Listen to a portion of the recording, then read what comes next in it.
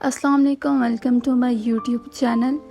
Novel बदलती किस्मत episode number 5 के साथ हाजिर हूँ। तो चलिए स्टार्ट कर लेते हैं।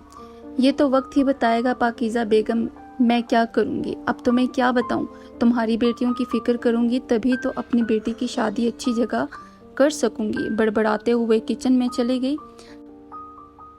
ज़रीना, जो किचन में अपने काम में मसरूफ़ थी।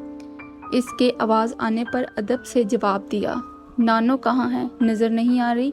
हानिया ने नानो की गैर मौजूदगी को महसूस करते हुए पूछा। हानिया बीबी इनके गांव में किसी की फौतगी हो गई, वहाँ गई हैं और शाजिल साहब भी इनके साथ ही गए हैं। ज़रीना ने तफसील से बताया। तो कब आएंगी नानो? बड़ी बेगम साहिबा तो 2 दिन रहेंगी, लेकिन शाजिल साहब आ जाएंगे, इसने आगाह किया। ठीक है, हानिया मुख्तसर जवाब देकर किचन में चली गई। इसे तो इतना तजस्सुस था कि वो आते ही नानो से पूछेगी कि शाजिल ने इन्हें क्या जवाब दिया। हानिया बीबी ज़रीना इसके करीब आकर खड़ी हुई। जी। हानिया इसकी तरफ मतवज्जा हुई। आपका खाना लगाऊं? शाजिल आ गए तब लगा दीजिएगा, पर वो तो बहुत लेट आएंगे, और जब वो लेट आते हैं तो वो आकर खाना नहीं खाते। मुझे भी भूख नहीं है, मैं अपने कमरे में जा रही हूँ। लेकिन आप, इससे पहले वो मज़ीद कुछ कहती हानिया जा चुकी थी। शाजिल हानिया के कमरे में गया तो वो आंखें मूंदे सीने से किताब लगाए लेटी हुई थी। रात का 1 बज रहा था। इस वक्त इसे खुद भी अच्छा नहीं लगा था हानिया के कमरे में आना, पर आज इसका हानिया से बातें करने का बहुत दिल चाह रहा था और दिल के आगे मजबूर होकर इससे मिलने आया था। पर इसे सोता पाकर शाजिल ने वापस जाने का फैसला किया। वो वापस जाने के लिए मुड़ा ही था कि हानिया ने इसे आवाज़ दी, अब आ गए हो तो बैठ भी जाएं। हानिया की आवाज़ पर शाजिल मुड़ा और मुस्कुरा दिया। तुम जाग रही हो? मुझे लगा सो गई हो। मैं तुम्हारे लिए कॉफ़ी लाया था। शाजिल ने कॉफ़ी का मग इसके करीब करते हुए कहा। जी बस, पढ़ते पढ़ते आंख लग गई। हानिया की तो हैरानगी से नींद ही उड़ गई थी कि शाजिल इससे मिलने आया है, और तो और वो अपने हाथों से इसके लिए कॉफ़ी बना कर लाया था। तुम्हारी पढ़ाई कैसी जा रही है? शाजिल का अंदाज बिल्कुल नॉर्मल था। बहुत अच्छी। आप बैठ जाए। यूं दीवार के साथ टेक लगाए क्यों खड़े हैं? हानी, रूम से बाहर चलें अगर तुम बुरा ना मानो तो। मुझे ऐसे तुम्हारे कमरे में खड़ा होना अच्छा नहीं लग रहा। वैसे भी कोई घर का मुलाजिम देखेगा तो पता नहीं क्या समझेगा। ऊपर से नानो भी घर नहीं है। हानिया ने इसकी बात पर एक नज़र डाली, फिर बेड से उठ खड़ी हुई। चलें। हानिया ने सवालिया नज़रों से इसे देखा। शाजिल ने असबात में सर हिलाया और दोनों कमरे से निकलकर टीवी लाउंज में आकर बैठे। आज आपकी तबीयत तो ठीक है? मेरा मतलब आज आप वैसे नहीं लग रहे जैसे आपको छोड़ कर गई थी। हानिया को शाजिल का रवैया समझ नहीं आ रहा था। वो जब से यहाँ आई थी शाजिल ने इससे ऐसे बात नहीं की थी, और आज वो इससे इस कदर मोहब्बत से बात कर रहा था। हानिया ने इससे पूछ ही लिया। मेरी तबीयत बिल्कुल ठीक है। क्या तुम चाहती हो मैं वैसा बन जाऊँ जैसा तुम छोड़ कर गई थी? शाजिल से इसकी आंखों में देखते हुए पूछा। इसकी नज़रों की तपिश खुद पर महसूस होते ही हानिया ने अपनी नज़रें झुका ली। नहीं, ऐसी बात नहीं है, मैं तो बस वैसे ही कह रही थी। आपको पता है, मुझे तो आप बहुत ही खड़ूस लग रहे थे, सड़ियल टाइप। पता है, मुझे ऐसे लोगों से सख्त नफरत है जो मगरूर होते हैं। हानिया अपनी ही धुन में बोल रही थी, बिना सोचे। वो भी ये लफ्ज़ शाजिल के लिए कह रही थी, जो इसके बिल्कुल सामने बैठे बहुत गौर से इसकी बातें सुन रहा था। तो क्या अब तुम मुझसे नफरत करती हो? शाजिल ने संजीदगी से पूछा। शाजिल के सवाल पर हानिया ने चौंक कर इसकी तरफ देखा, जैसे इसे इस सवाल की उम्मीद नहीं थी। फिर एक पल के लिए संभल कर बोली, आपको क्या लगता है मैं आपसे नफरत कर सकती हूँ? हानिया ने इसके सवाल के जवाब में उल्टा सवाल कर दिया। हानिया के दोबारा सवाल करने पर शाजिल खामोश हो गया, जैसे इस सवाल का जवाब वो देना ही नहीं चाहता हो। कुछ देर दोनों खामोश रहे। फिर शाजिल ने लाउंज पर छाई हुई खामोशी को तोड़ा। हानी जी। हानिया अब इसकी तरफ मतवज्जा हुई। मुझसे कभी नफरत मत करना प्लीज़। तुम्हारी नफरत बर्दाश्त नहीं कर पाऊंगा। अजीब सा दर्द था शाजिल के लहजे में। جیسے ہانیہ نے محسوس کیا تھا۔ اس سے پہلے ہانیہ اسے کوئی جواب دیتی وہ اٹھ کر جا چکا تھا۔ نفرت کیسے کر سکتی ہوں شاذل، میں جب بھی کروں گی آپ سے محبت ہی کروں گی۔ یہ بات تو وہ اس سے کہنا چاہتی تھی، پر شاید ابھی شاذل یہ بات نہیں سننا چاہتا تھا۔ مجھے آپ سے بات کرنی ہے، پاکیزہ بیگم شنواری صاحب کے سامنے کھڑی سنجیدگی سے بولی۔ ابھی مجھے دیر ہو رہی ہے، فیکٹری سے واپس آ کر بات کریں گے، شنواری صاحب نے مصروف انداز میں جواب دیا۔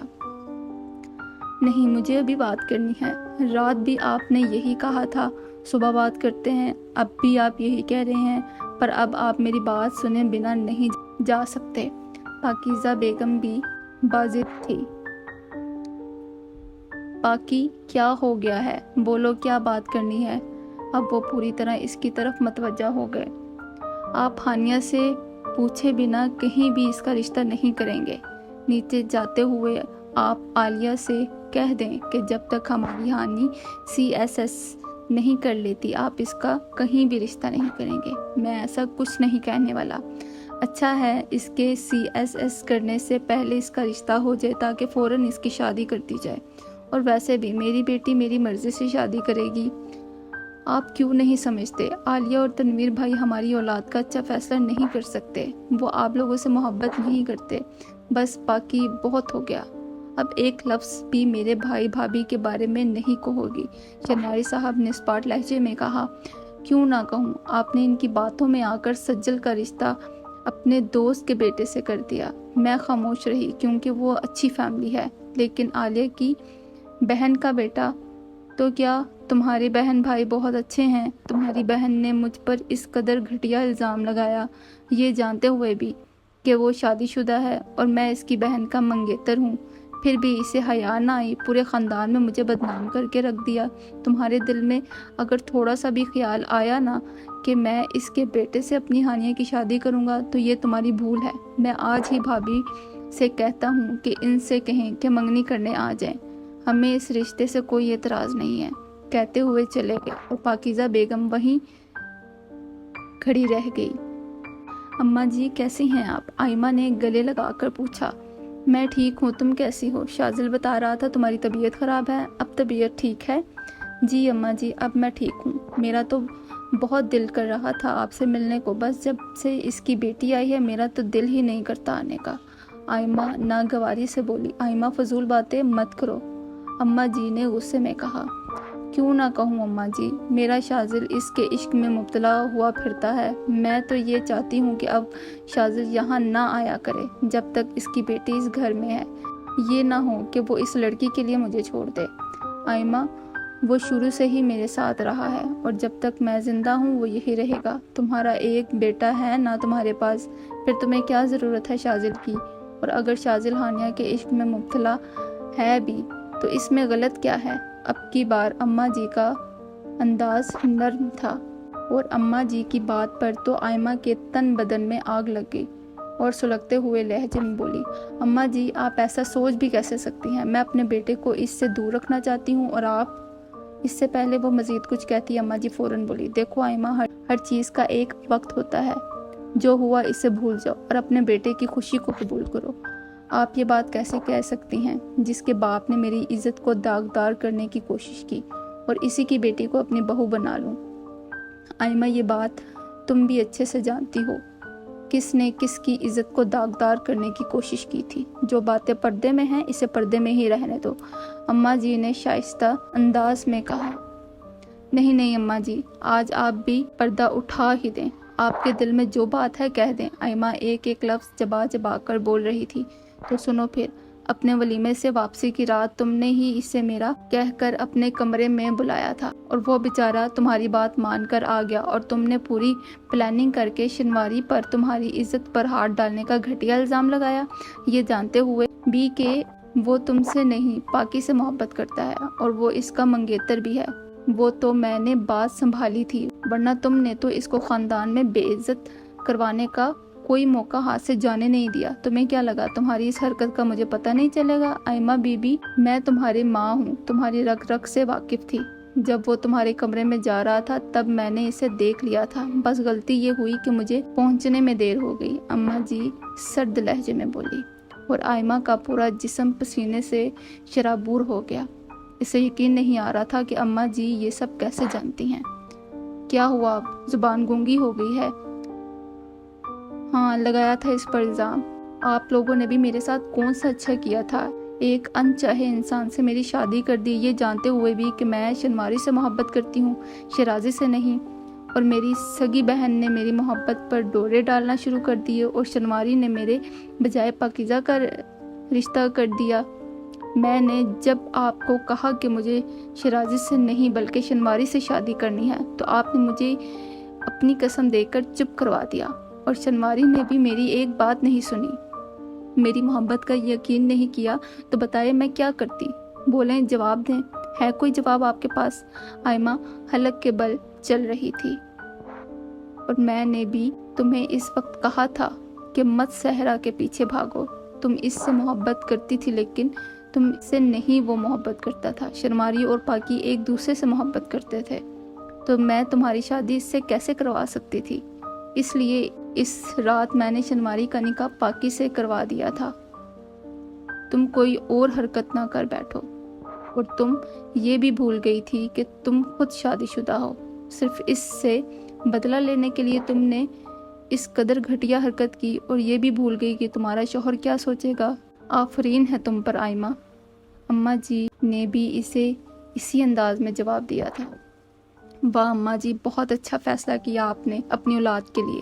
میں تو آپ کی بڑی بیٹی تھی، پر آپ کو ہمیشہ محبت پاکی سے ہی رہی، مجھ سے نہیں۔ اور رہی بات بدلے کی تو وہ میں نے ابھی لیا ہی کہاں ہے، وہ میں اب لوں گی۔ شاذل کی شادی ہانیہ سے نہ کروا کر، کہتے ہوئے جانے ہی لگی تھی کہ اس کی نظر شاذل پر پڑی، جس کی آنکھیں غصے میں سرخ ہو چکی تھی، جیسے ہی اس نے سب کچھ سن لیا ہو۔ آئمہ بنا اس کی طرف دیکھے آنکھیں رگڑتی چلی گئی۔